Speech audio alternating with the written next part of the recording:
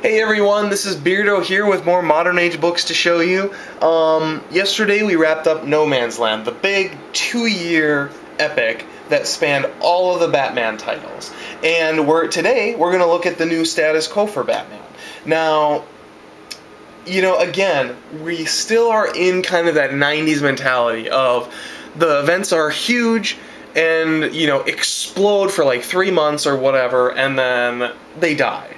And then we move on to a whole bunch of villains of the weeks until the next big event. And you're going to see that kind of again here. It's not completely a return to the Doug Moench, Kelly Jones kind of style. There are some more through plot lines that we'll see in the next couple of days that you didn't really get with Doug Moench and Kelly Jones.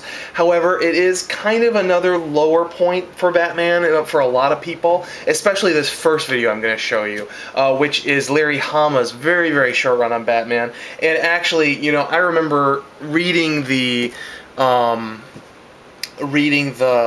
comments and the letters in the backs of these, and basically everyone was kind of saying the same thing. Like, Larry Hama has this amazing history. We totally respect him, but he's just not working on Batman. And so basically, his run is a series of mostly one-shots. There's, I think, a couple of 2 or 3-parters, and that's about it. He was on the book for less than a year before they kind of quick moved to replace him. And who they replaced him with is very interesting, but we'll get to that tomorrow. Today, let's talk about Larry Hama.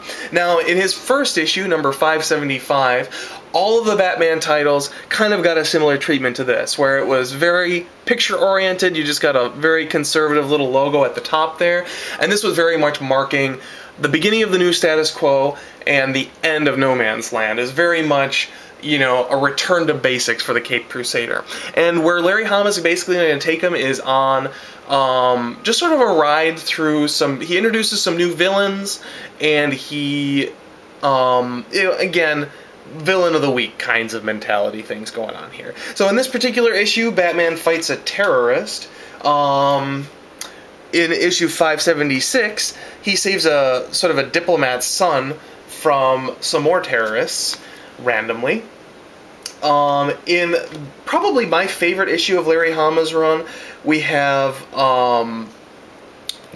number 577, which is Batman sort of chasing rats through the sewers, and there's this whole element of like crocodiles in the sewers, a la sort of New York, but you also have these people living underground that sort of inadvertently stumble upon the Batcave. Kind of a fun little one-off story there. I like that one.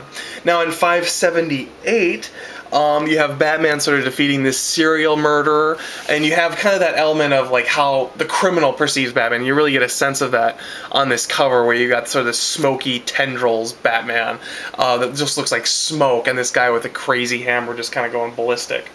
And then Larry Hama's arc is basically going to wrap up here with 579, 580, and 581.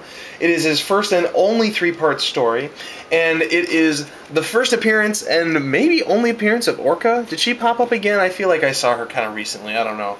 But basically, this is a woman who turns into a killer whale. Yeah.